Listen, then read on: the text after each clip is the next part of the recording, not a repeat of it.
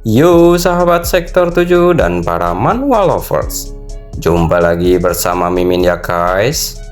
Hari ini Mimin akan melanjutkan alur cerita manhwa yang berjudul Pewaris Terbesar di Kekaisaran. Sebelum kita masuk ke ceritanya, Mimin ucapkan terima kasih sudah bersedia untuk klik video ini. Dan jangan lupa dukung Mimin dengan cara subscribe, like, komen, serta share videonya ya guys. Semoga kalian semua terhibur. Jika ada yang mau berdonasi, boleh ya guys, link ada di deskripsi. Tak perlu menunggu lama lagi, langsung saja kita masuk ke videonya.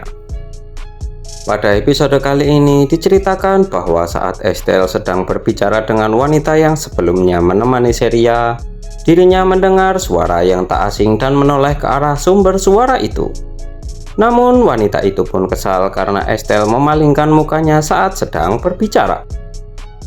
Akan tetapi tiba-tiba Claude yang menyamar sebagai Baron Lambert pun mendatanginya serta menyapanya. Estelle pun terkejut karena hal itu. Tapi tak hanya Estelle yang terkejut. Wanita yang sedang berbicara dengannya itu pun juga terkejut dengan kedatangan Baron Lambert itu. Setelah itu Estelle pun menanyakan apa yang sedang dilakukannya di tempat ini. Sambil tersenyum cerah, dirinya menanggapi pertanyaan Estelle dengan berujar, jika kebetulan saja mereka bisa bertemu lagi di sini. Dan balik menanyakan apakah dirinya mengganggu percakapannya saat ini. Sambil melirik ke arah wanita itu, Estelle pun berujar jika percakapannya sama sekali tak terganggu. Lalu wanita itu pun terkejut serta berujar jika bagaimana bisa Baron Lambert kenal dengan orang seperti itu. Dengan sedikit tersinggung dan tatapan tajam, Baron Lambert pun berujar jika pemilihan kata yang dipakainya itu sedikit tidak sopan. Wanita itu pun panik dan berkilah jika maksud dari perkataannya itu adalah untuk seseorang yang terhormat seperti Baron. Dia adalah orang yang sangat berbahaya. Sambil menghela nafasnya, Baron Lambert pun berujar jika dirinya tak tahu maksud dan definisi berbahaya itu seperti apa. Dan dengan muka seriusnya menegaskan jika kata-kata itu tak bagus untuk didengarkan. Mendengar kata-kata itu, Estelle pun terkejut dan Rain terkesima dengan tindakan dari Baron tersebut. Kemudian dalam hati Estelle berujar jika dirinya tak tahu kenapa dia melakukan hal itu dan membuat seolah-olah mereka memiliki hubungan yang dekat. Namun wanita itu masih belum menyerah dan berujar jika dirinya mengatakan hal itu karena memikirkan keadaan Baron. Karena setelah pesta dansa usai, ada rumor yang menyebar luas. Mendengar kata-kata itu, Estelle pun tersentak dan berujar dalam hati jika jangan sampai wanita itu menyebutkan tentang penyakit putihnya. Maka Claude yang menyamar itu pasti akan tahu siapa identitas dirinya sebenarnya. Lalu wanita itu tanpa rasa bersalah menambahkan jika Estelle merupakan seorang wanita yang dikutuk oleh Tuan dan Nyonya Brienne. Kemudian Estelle pun sudah tak tahan lagi mendengar apa yang dikatakan oleh wanita itu, lalu memotong pembicaraannya dengan mengusir wanita itu agar meninggalkan tempat ini. Wanita itu pun syok dan terkejut mendengarnya. Lalu sambil gemetaran berujar jika mereka akan bicara lagi lain kali karena masih ada hal yang ingin dirinya katakan kepada Estelle. Kemudian wanita itu bersama kedua orang tuanya pun pergi meninggalkan Estelle. Namun dirinya masih sempat memperingatkan agar Estelle tak mengganggu Seria lagi. Diketahui wanita itu bernama Melinda. Mendengar kata-kata dari Melinda itu, Estelle pun hanya bisa terdiam. Lalu Claude yang menyamar itu pun menanyakan keadaan Estelle saat ini dan memanggilnya dengan nama Sebel. Merespon hal itu, Estelle pun terkejut dan panik. Serta saat ini, Rain ingin mengatakan jika Nona Sebel merupakan nona besar di keluarga Valois. Dengan secepat kilat karena panik identitasnya akan ketahuan, Estelle pun memotong kata-kata dari Rain itu. Lalu mengatakan kepada Rain jika dirinya ingin berbicara berdua saja dengan orang itu. Dan meminta Rain untuk meninggalkan mereka berdua dulu. Dengan muka yang berbunga-bunga, Rain pun menyanggupinya tanpa protes sedikit pun. Setelah itu Rain pun pergi meninggalkan mereka berdua. Kemudian setelah itu Claude yang menyamar itu pun melirik ke arah Melinda yang pergi meninggalkan mereka sebelumnya. Dia berujar jika kelakuan Melinda sebelumnya tak masuk di akal. Dan si naga kecil menambahkan jika di tempat ini tak banyak orang maka abu pun tak akan tersisa darinya. Lalu Estelle pun mengatakan jika dirinya tak mengenal wanita itu. Jadi tak ada gunanya memperdulikannya. Kemudian Claude pun sambil tersenyum menawarkan bantuan kepada Estelle untuk mengatasinya. Namun Estelle langsung menjawabnya dengan penolakan yang tegas. Dan dalam hati berujar jika dirinya tahu bantuan yang akan diberikan oleh Claude pasti menakutkan. Selain itu, dalam cerita aslinya, Melinda merupakan teman dekat dari Sheria. Jadi dirinya bisa memahami tindakannya itu. Lalu Estelle pun dengan sedikit canggung berkata agar Baron Lambert harus segera kembali, karena kemungkinan lukanya masih belum sembuh total. Namun tanggapannya di luar dugaan Estelle. Dia berujar jika karena pertolongan Estelle sebelumnya saat ini lukanya sudah sembuh total dan ingin menanyakan sesuatu kepada Estelle. Pertanyaan itu mengenai alasan Estelle yang tak mau memberitahukan nama aslinya kepadanya. Mendengar hal itu, sontak Estelle pun menjadi panik sembari berujar jika dirinya memiliki 3 kakak laki-laki yang tegas. Jadi jika dirinya memberitahukan namanya pada pria yang tak dikenal, dirinya pasti akan dimarahi. Claude pun terkejut dan tak percaya dengan alasan Estelle itu. Akan tetapi tiba-tiba terdengar Rain yang datang tergesa-gesa memanggil Estelle. Rain pun berujar jika tuan muda ketiga mencari dirinya, dan beliau segera menuju ke tempat ini. Estelle pun terkejut dengan kedatangan Alonde yang tiba-tiba itu dan merasa khawatir jika Claude bertemu dengan Alonde, maka identitasnya pasti akan langsung ketahuan oleh Claude.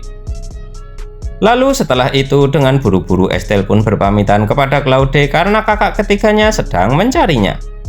Sebenarnya Claude pun ingin menahannya lebih lama. Namun Estelle tak bergeming dan berlalu pergi secepat kilat hingga membuat ekspresi Claude menjadi campur aduk. Setelah kepergian Estelle itu, Claude pun kecewa serta bergumam jika pada akhirnya dirinya tetap tak bisa mendengar nama aslinya. Kemudian naga kecil yang bersamanya pun menambahkan jika nona penolong itu sepertinya tak menyukai Claude.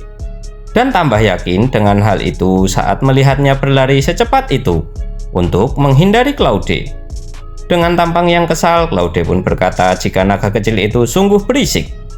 Dan beralasan jika kakaknya yang tegas saat ini sedang mencarinya.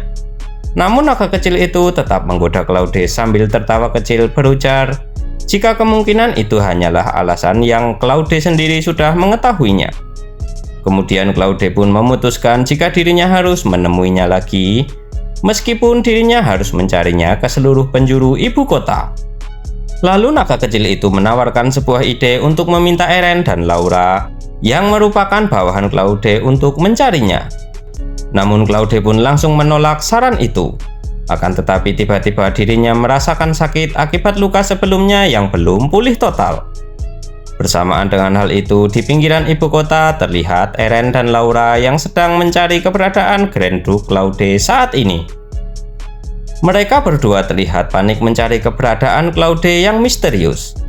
Mereka harus menemukannya secepat mungkin untuk membuat pewaris Mercedes terkesan. Karena keluarga lain pasti sudah mengasah kukunya untuk membuatnya terkesan. Lalu dengan kesal menambahkan jika seharusnya Grand Duke harus berada di garis terdepan untuk membuatnya terkesan. Salah satu bawahan Claude itu yakin jika bosnya itu berada di kota ini. Lalu khawatir jika sebenarnya Claude masih belum tahu tentang kemunculan penerus keluarga Mercedes. Namun satu orang lainnya menyangkalnya karena semua orang telah membicarakan hal itu. Akan tetapi bawahan Claude yang berambut pirang berujar jika atasannya itu mungkin memang belum mengetahuinya jika dilihat dari sifatnya. Karena Grand Duke sebelumnya juga seperti itu. Ketika terjadi ledakan kekuatan, beliau mengurung diri dan bersembunyi di tempat yang tersembunyi. Kemudian untuk mengantisipasinya, mereka pun sepakat untuk menghubungi seseorang yang sudah menjadi mata-mata di kekaisaran di sisi putra mahkota. Kemudian kembali ke Estelle yang tergesa-gesa berlari ke arah Rain. Terlihat saat ini Estelle terengah-engah, kelelahan karena sebelumnya dia berlari sangat cepat. Hal itu mengejutkan Rain dan membuatnya kaget. Lalu Rain pun menjelaskan jika Alonde telah menyelesaikan persiapannya untuk pergi liburan. Jadi dia ingin bertemu dengan Estelle sebelum kepergiannya. Dan menambahkan jika rombongan pengawal yang sebelumnya bersama mereka berdua saat ini sedang pergi untuk menjemput Alonde. Merasa tak enak hati, Estelle pun mengajak Ren untuk segera kembali. Liburan yang menyenangkan dari Alonde itu tak boleh tertunda hanya karena dirinya. Namun Ren pun terlihat bingung dengan jawaban Estelle, lalu bertanya apakah nonanya itu sudah selesai bicara dengan orang yang membawa kadal itu. Estelle pun terkejut mendengar sebutan kadal yang sebenarnya adalah sosok naga kecil. Dan Estelle pun akhirnya menyadari jika di mata orang lain, naga itu hanya terlihat seperti seekor kadal saja. Kemudian sambil tertawa kaku, Estelle pun berujar jika pembicaraannya sudah selesai karena tak ada hal penting yang harus dibahas. Akan tetapi dengan ekspresi yang penuh makna, Ren pun menanyakan apakah orang itu merupakan pria yang telah ditemui oleh nonanya itu di pesta dansa. Dengan canggungnya, Estelle pun membenarkan perkataan dari Ren itu. Sedangkan Ren terlihat bangga karena nonanya itu sudah memiliki teman yang akrab saat ini. Kemudian Ren pun segera mengajak Estelle untuk kembali karena Tuan Alonde sudah menunggunya. Kemudian Ren pun berjalan ke arah Estelle berlari sebelumnya. Sontak hal itu membuatnya membeku dan terkejut dikarenakan dirinya melupakan bahwa kereta kuda mereka berada di arah itu.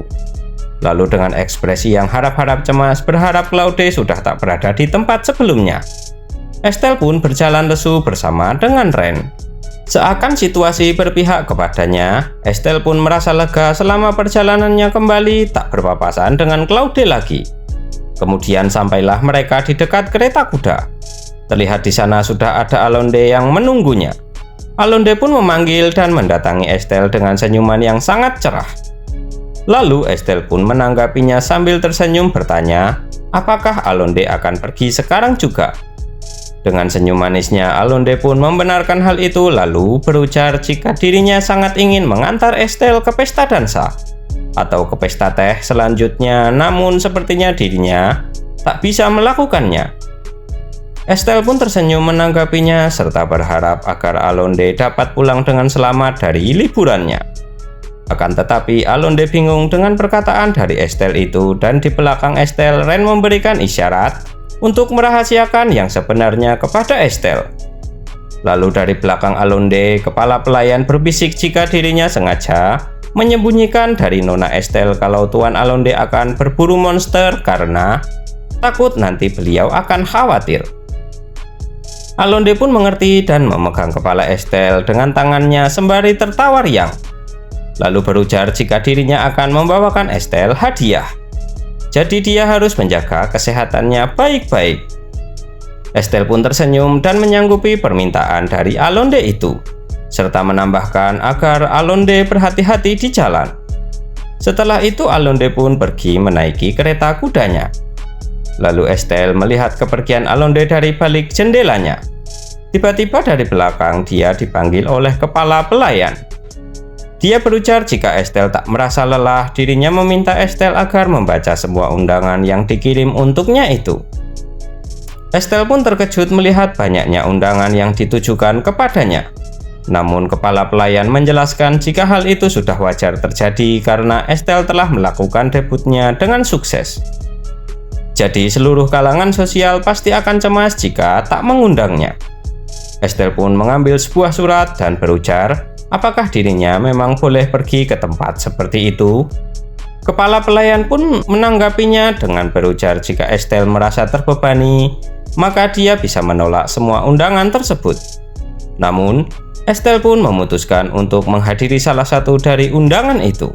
Kepala pelayan pun merasa senang, lalu Estelle juga beralasan jika kegiatan sosial seperti sebelumnya memang tak bisa dihindari. Namun alasan sebenarnya Estelle melakukan hal itu adalah untuk mencari petunjuk yang mungkin ada tentang bibinya melalui kegiatan sosial itu. Dan mungkin bisa bertemu dengan Maria lagi.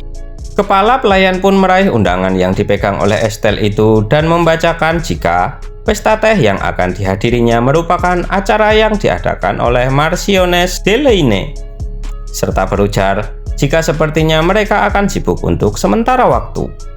Tak lama setelah itu terlihat Estelle yang membatu dan sudah berganti pakaian.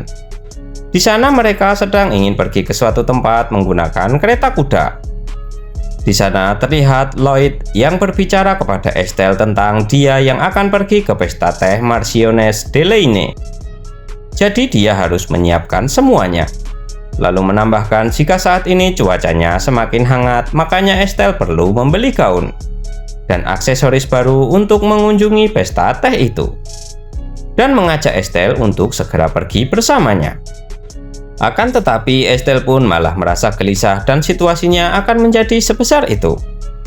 Namun dirinya tak bisa apa-apa dan menerima ajakan dari Lloyd itu. Setelah itu mereka berdua pun sudah ada di dalam kereta kuda. Di sana sambil melirik ke arah Lloyd, Estelle meminta izin untuk menanyakan perihal bibinya kepada Lloyd. Awalnya Lloyd pun sedikit terkejut, namun setelah itu dia menjelaskan jika tak banyak kemajuan tentang hal itu. Dirinya sudah coba melacak orang yang mengirimkan paket itu tapi tak menemukan hasil apapun. Yang jelas Liana Mercedes memang sengaja menghilang dengan teliti agar tak bisa terlacak. Dengan raut muka yang sedih, Estelle pun berujar jika kemungkinan bibinya tak mau menemui dirinya. Akan tetapi Lloyd langsung menyangkal hal itu dengan berujar jika itu tak benar. Karena jika memang dia tak mau menemui Estelle, maka dia tak akan meninggalkan catatan itu. Lalu menambahkan jika kemungkinan ada alasan tertentu dia menyembunyikan jejaknya. Misalnya seperti menghindari pelacakan dari seseorang. Estelle pun terkejut mendengar perkataan dari Lloyd itu. Kemudian menanyakan apakah bibinya saat ini sedang diincar oleh seseorang.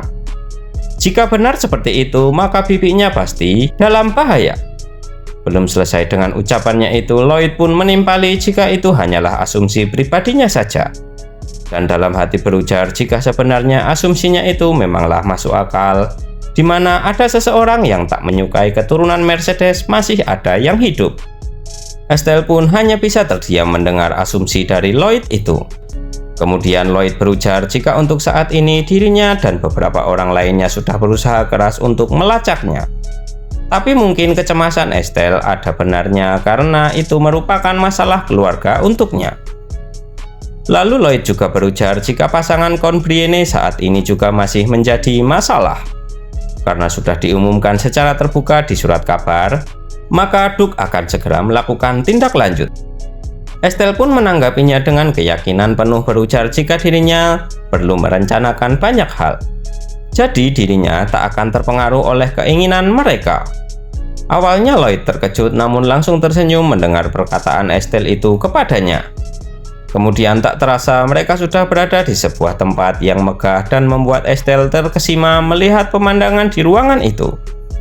Tempat itu adalah tempat untuk membuat atau membeli gaun. Pemilik dari tempat itu pun menyapa Lloyd dengan sangat ramah yang membuat Lloyd membuang muka karena malu dan Estelle pun bingung dengan situasinya saat ini. Kemudian pemilik tempat itu berujar jika dirinya tak menyangka Lloyd akan datang ke sana dengan membawa seorang wanita yang sangat cantik. Kemudian pemilik tempat itu pun mendatangi Estelle dan langsung membungkuk memperkenalkan dirinya dengan sopan serta berujar jika namanya adalah Madame Odeli. Kemudian Estelle pun juga memperkenalkan dirinya yang merupakan Estelle Mercedes. Mendengar hal itu, Madame Odeli pun terkejut, antusias dan sangat senang. Namun hal itu malah membuat Estelle terkejut dan Madame Odeli pun terlihat sangat termotivasi. Sedangkan Lloyd sambil memegang kepalanya mengatakan jika Estelle tak usah khawatir. Karena keahlian Madame Odeli sangat luar biasa walaupun kepribadiannya cukup melelahkan. Dengan tersenyum datar, Audrey juga menambahkan jika dia bukan orang yang jahat. Bersamaan dengan hal itu, Madame Odeli pun menepuk kedua tangannya untuk memanggil para pegawainya, lalu menawarkan untuk segera memulainya saja. Tak berselang lama, terlihat Lloyd pun sedang duduk menunggu dengan para pelayan keluarga yang berbaris di belakangnya. Dia menunggu Estelle mencoba beberapa gaun untuk ditunjukkan di hadapannya. Kemudian Estelle pun keluar dengan memakai sebuah gaun yang membuat auranya sangat cantik. Sontak hal itu membuat semua orang yang melihatnya menjadi terpesona. Tak terkecuali Madame Odeli yang terlihat sangat bersemangat. Lalu Madame Odeli pun meminta Estelle untuk mencoba beberapa gaun lainnya lagi dan semua terlihat cocok ketika Estelle yang memakainya. Hingga Estelle pun merasa tertekan dan lelah karena tak henti-hentinya berganti gaun beberapa kali. Kemudian Audrey pun menanyakan kepada Lloyd kira-kira gaun mana yang cocok untuk dipakai oleh Estelle, atau mencoba gaun lain lagi. Mendengar hal itu, Estelle pun terkejut karena disuruh untuk mencoba gaun lagi. Akan tetapi Lloyd pun menanggapinya dengan bangkit dari duduknya sembari berujar jika Estelle kelihatan sudah lelah. Jadi hari ini sudah cukup untuk sampai di sini. Kemudian meminta agar Madame menyiapkan semua gaun yang telah dicoba oleh Estelle. Mendengar permintaan itu, Madame Odeli pun terlihat senang dan berbinar-binar. Namun Estelle terkejut seakan tak mempercayai apa yang telah didengarnya barusan. Kemudian Madame Odeli berbisik kepada Estelle jika Lloyd sepertinya menyukai semua gaun itu. Bisikan Madame itu membuat wajah Estelle menjadi merona dengan perlakuan dari Lloyd itu. Lalu Estelle dan Madame Odeli pun kembali masuk ke dalam ruangan untuk ganti dengan gaun yang dirinya pakai saat sedang datang ke sana. Sambil membantu Estelle berganti gaun, Madame Odeli bercerita jika ini pertama kalinya Lloyd mendatangi butik lagi. Secara langsung setelah terakhir kali dia datang bersama dengan Sebel saat muda dulu. Saat itu dirinya tak menyangka jika Lloyd akan menjadi sangat pendiam seperti itu, karena saat kecil dia cukup nakal. Kemudian Madame Odeli menjelaskan lagi sambil mengedipkan sebelah matanya serta meminta Estelle untuk merahasiakannya. Karena Sebel tak suka memakai pakaian wanita, jadi sudah lama dirinya tak menemuinya. Kemudian setelah itu Madame Odeli pun mengantar Estelle menemui Lloyd. Lalu Lloyd pun mendatangi Estelle sembari berujar jika dirinya tak menduga akan memakan waktu lebih lama dari perkiraannya, dan bertanya apakah Estelle saat ini kelelahan. Dengan sedikit panik Estelle pun menjawab jika dirinya baik-baik saja, lalu berterima kasih kepada Lloyd. Namun hal itu malah membuat Lloyd pun bingung dengan ucapan terima kasih itu. Kemudian Estelle pun menjelaskan jika dirinya berterima kasih karena Lloyd sudah memperhatikan semuanya dan membelikan gaun, kalung, anting, dan lain sebagainya. Lalu dengan ekspresi yang lucu mengatakan jika dirinya akan membayar semuanya setelah dirinya sudah menjalani upacara kedewasaan. Akan tetapi hal itu malah membuat Lloyd tertawa dengan ucapan Estelle itu. Setelah itu mengatakan jika Estelle akan mengingat semua makanan yang dia makan lalu membayarnya juga. Estelle pun menganggap serius ucapan dari Lloyd itu dan dengan muka serius berniat akan membayar semuanya. Namun Lloyd pun menghentikan pembahasan itu karena dirinya hanya bercanda dengan kata-kata itu. Jika dia menghitung semuanya, pasti malam pun sudah tiba baru selesai menghitung. Kemudian mengajak Estelle untuk kembali karena mungkin dia saat ini sudah lelah dan Estelle pun mengiyakan ajakan itu. Sedangkan di kediaman Brienne diperlihatkan beberapa orang pelayan sedang ada di depan kamar Seria. Terlihat juga Countess Brienne bertanya kepada pelayan apakah Seria saat ini masih mengurung dirinya. Para pelayan itu membenarkan hal itu. Kemudian Countess pun memanggil Seria dan menanyakan apa yang sebenarnya sudah terjadi kepadanya, serta meminta agar Seria menceritakan semua kepada ibunya apa yang telah dia alami.